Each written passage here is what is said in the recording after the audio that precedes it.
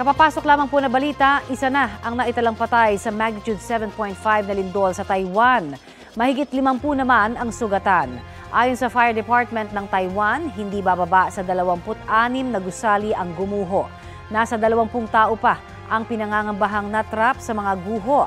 Dito naman po sa bansa, kinansela na ng PHIVOLCS ang tsunami warning sa Batanes, Cagayan, Ilocos Norte at Isabela.